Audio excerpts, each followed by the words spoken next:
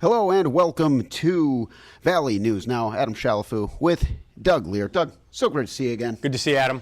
It's been a while, been too long, dare I say. Well, I mean, that's the way summer goes. I don't think anybody's ever said, wow, summer just lasted way too long, do they? Yeah, I've never heard No. that one. Especially not around here. Our unofficial tradition is we check in on the Chicago Bears. And so that new HBO, I don't know, do you have HBO? No.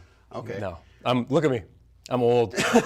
I mean. Well, they got the new Bears thing. I can't remember what it's called. I'm old enough to remember when Steve McMichael was the machine. Oh, that's awesome. Yeah. Well, anyway, okay. Now he's a Hall of Famer. He's not a machine anymore. Yeah, not exactly a machine. But he is a Hall of Famer. He's a Hall of Famer, so that's great for manga. Yeah.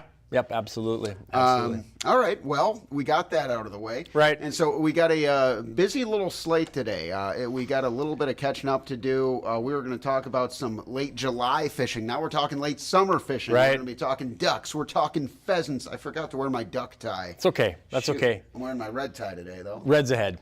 I like that. I mean, it may be in honor of the stock market yesterday. Yeah. Maybe Yeah, red like is that. the blood of the stock market. Whatever it is, I got the kind of the patriotic thing. There you going. go. There you go. But yeah, a lot to get to. Let's kind of jump right into it.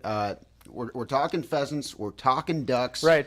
How are the numbers looking? And it does kind of line up with when you mentioned the Chicago Bears, is that, we don't know exactly what the duck and the pheasant seasons are going to be like this fall. The duck seasons, the youth seasons and the early seasons don't start for about another 6 weeks, the mid to late part of September. Our pheasant season won't start till into October. But what we're finding out now is similar to what they're finding out in training camp. What's for real? What's not? What was being sold a little bit higher than really what it should have been. And when we look at our numbers, these are still kind of preliminary numbers because as we speak right now, we started doing, we call them our brood surveys, where our biologists, including yours truly, you go out, you've got predetermined routes that you're surveying. You're looking to see the ducks and the pheasants, and then the ducklings or the pheasant chicks that are running around with them. That's really what gives us a good feel for what the fall flight population is going to be, what the field situation is going to look like. So the numbers that we have right now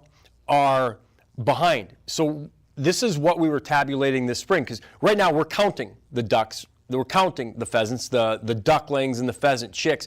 We don't finish that up until the backside of August. And then those numbers will bring them all back into headquarters and tell you what the statistics mean and all that fun stuff. So this is kind of like the spring training numbers that we've got. The ducks are in preseason still. Yeah, training camp. Right. I mean, so we're still assessing. We're still assessing that, and our pheasant numbers were up 37%. Now this is statewide, right?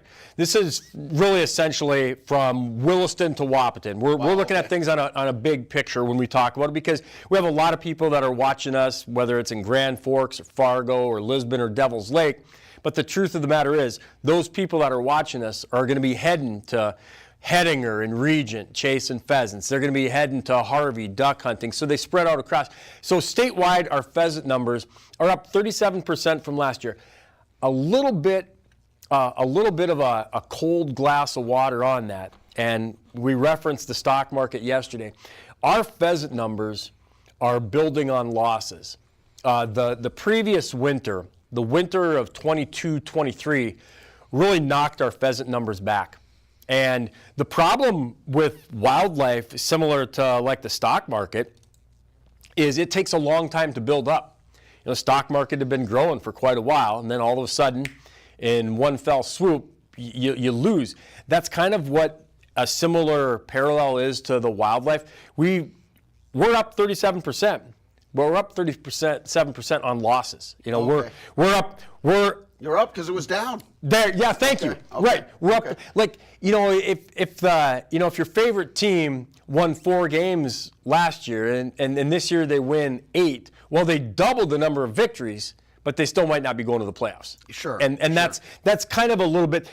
We've got some really strong indicators for the fall for pheasants that it's going to be much better than it was a couple of years ago, but by no means is this going to be the good old days. This is going to, it's going to be better, and that's probably one of the most important things, is it's going to be better. It should be better, all indications. On the flip side, when we talk about the waterfowl population, the ducks, it's a little bit different. The pheasants that you're seeing, those birds, they spend their entire life here.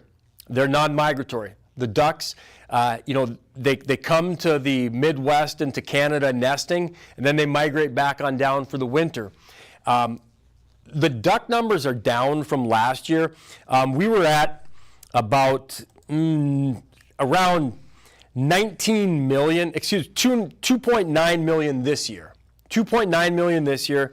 Last year, we were at 3.4 million. Those are big numbers, from 3.4 million down to 2.9 million. So it's a little bit of a dip. And what happened is, we remember how wet June was. When the ducks started coming back from a winter that didn't have much snow, they get back into North Dakota in April and May, and we don't have the water. They need that water that you're seeing right there for their nesting. Okay. And if they don't have it, because we were dry coming out of winter because we didn't have much snow. Great for you and I, not a lot of snow, not so good for the ducks. They just keep on going north till they find water. So while our numbers are down a little bit from North Dakota, right here, it's not as concerning, because those ducks are going to find water, and they found water in Canada. So again, when we get to the fall, I don't think duck hunters are probably going to see that significant or dramatic of a change in what they see in in duck populations. So here we sit in the first part of August, and I would say we're a playoff team. We're going to be a playoff team for ducks and pheasants this far. I love hearing that. Yeah, right. That's what it's about. It's about making it to the postseason, and I think the team that we're looking at, I think, is going to be solid, if not spectacular. Wow. Okay. Yeah. So big year for the ducks. I mean, you gotta, do you ever, if you have a biologist or a coach that says, yeah, we're not that good, I mean, I'm not selling it. Yeah. You're not instilling confidence. Right. I need people to say the duck numbers are going to be good, the pheasant numbers are going to be good. I want to go out and buy a license. I want to start planning my hunting trips. I want people in the stands. I want people at the game, and that's what it's all about. So I'm not going to tell you anything other than we're going to be strong. We're going to be strong across the board. We're going to be strong in the front. We've got some speed on the outside. Okay. It's going to be good. Okay. We'll be flying all around the ball. They're definitely going to be flying. That's for sure. That's one thing we don't have to worry about, is this team is built to fly. And normally when we're talking about duck season back where I'm from, we're just talking about the Chicago Bears passing game. Right. And so different kind of duck season. Yeah. You got the Tom Waddle. Hey, there we go. There we go. Fan favorite, Tom Waddle. Anyway, yeah, so we're talking... that's just interesting to hear, because I haven't really considered how the snowfall and rain might affect the ducks. Right. But yeah, that makes all the sense in the world. It's a little bit different, because you have a lot of people thinking, man, a nice winter like we had should be great. And it is. It's good for the deer. The deer numbers are coming back better. It's good for the pheasants. It's good for the grouse, a lot of things. But that's one of the things in the outdoors world is... very seldom do you have something that's going to be just great across the board for everything, and you have a drier winter without as much snow, and it's not that great for the ducks. I mean, I don't want to be telling you that it's bad, but the ducks and even the fish, they want to have more spring runoff. So when you have snow in the wintertime, when the water runs off, that's great for spawning. That's great for the fish population. So there's some good, just like. There's people that love the snow, from snowmobiles to selling snow blowers to cross-country skiing and downhill skiing. As much as we, get frustrated getting stuck in the wintertime, for a lot of people that snow is money, and it's the same way kind of for fish, and it's the same way for ducks, is they like to have that precipitation in the winter. So they didn't get it around here. Maybe not quite as bright of an outlook for the ducks this summer right now. Well, speaking of things that need water, fish. Yeah. Fish need water, and you need a little rainfall, I would say. It might help to kind of bring that in. We've been getting some rain lately. How's that affecting late summer fishing? Yeah, and it's okay. We're kind of entering into dog days. You can't tell from the temperatures, a little bit cooler than what we had definitely compared to last week. Normally when we get to August, we're talking about, the heat, and we had that. I mean, I'm no meteorologist, but I've lived here long enough to know that the first part of August, it's probably going to get warm once again. Sure. And that's going to be good. That's going to help out the fishing. Sometimes the dog days of summer are more about the fishermen, the anglers, the guys and the gals that get slow. We get lazy. The dog days of summer is not the fish, because if the fish aren't biting in the summer, the late summer into the August timeframe, sometimes it's because the anglers get a little bit lazier. They don't want to get out there early in the morning or late in the evening. Those are the best times to fish for the most part, is right around sunrise and right around sunset. The heat of the day, the mid part of the day, the fish tend to slow down just like you and I kind of slow down in that heat. So if I could give out any tips and pointers for August fishing, it's fish early, it's fish late. Plastics, the artificial bait it's there. It's where it's at. I mean, if you want to go spend money on minnows, by all means do it. But the problem you run into is keeping the minnows alive when the water gets warm and the sun gets hot, and the next thing you know, you got a bunch of dead minnows. That ain't catching anything. So a lot of people go to the artificial. If you do want to stick with the live bait, maybe throw some ice cubes in your bait bucket to keep that water a little bit cooler. So there's some things that you can do. I will tell you, you're not going to catch any fish, sitting at home in your basement. So as easy it is to come up with an excuse not to go, I would tell you to get out there and fish.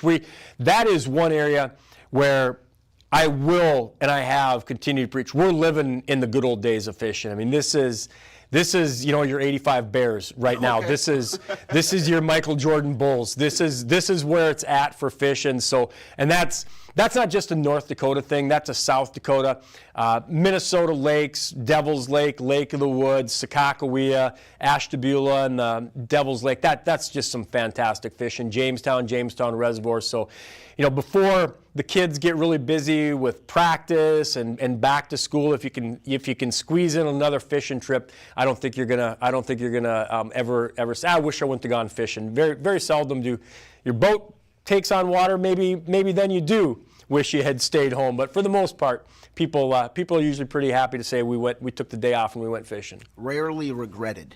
Right. Regretted. Well, that's a literal some pro tips there. We try. And so another thing we want to talk about is the elk deadline, and that's coming in hot. Right, the antelope deadline. Yeah, antelope deadline. The elk deadline, we already missed that. But actually, the antelope deadline is tomorrow.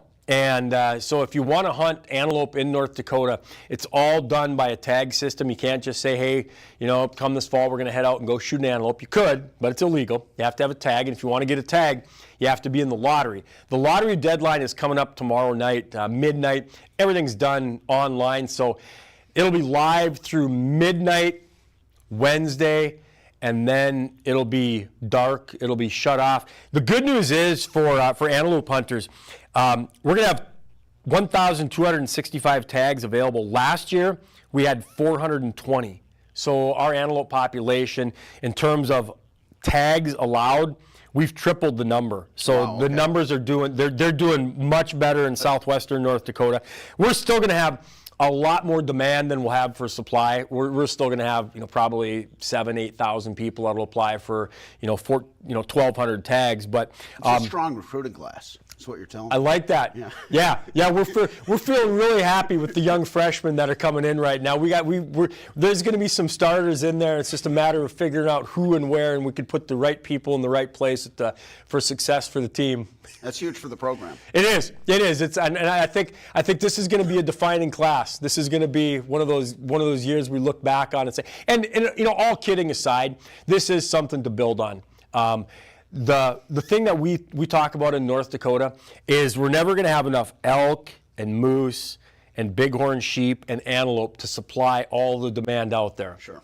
The demand is so strong and so high, but we're really fortunate where we live that you can live in North Dakota and you can put in for an elk license, a moose license, a bighorn sheep license, an antelope license. You don't have to be going to Wyoming or Colorado or Montana. That's really huge because not everybody has the resources, the time off, the money to travel, to go do that. So there are no guarantees. I will guarantee you one thing: if you don't put in, you're not going to get drawn. So if you've thought about it, the North Dakota resident fee is $30 to put in for it. So it's very affordable if you get drawn, and I want to encourage people to take a look at it and don't delay. If you've been thinking about it, tonight's the night, because if you run into some problems applying, then you'll have tomorrow, on Wednesday, to pick up the phone. You can always call our Bismarck office, 701-328-6300. They can answer any questions that you have if you've got some problems putting in for the antelope license. And where will people go ahead and put in for that license? We'll pull up the web page for the Sure, yeah, it's at gf.nd.gov, and that brings you to the Game and Fish Department homepage. And you'll see, should be right on there. Boom, shakalaka. Oh, look at that. Bring this over here. You got like the John Madden telestrator going on there. Right there. You're going to look at the Game and Fish right over here. Boom. That's what I'm talking about. You see it right there. Pronghorn Lottery. Apply right on there, and that'll take you. We're going to put our first and last name in here just like that. Boom. Yep. And that'll get her done. Yeah, people, I look good for my Make sure you put your date of birth and your mother's maiden name, your social security number on there, and you might you'll never know what you'll be drawn. And that's how you do it. Yeah, it's not that difficult. Yeah. All right. Well, that's good stuff, Doug.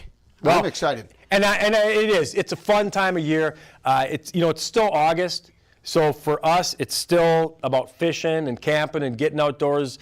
There's a lot of people that are transitioning, to football and thinking about hunting season. Our August goose season will actually be opening up on August 15th, so maybe we'll talk about that here. Okay. So that's goose season. Yeah, I mean, you got your. Now, is there a rivalry between the goose and the duck? Oh yeah, huge. Well documented. Yep. You're talking about the Oregon Ducks, and let's see, we got a goose mascot out there. Kenmare Honkers. That's a deep pull. That's impressive. Yeah. I've never heard of them. Well, you will. Okay. Stick around. You'll hear about them.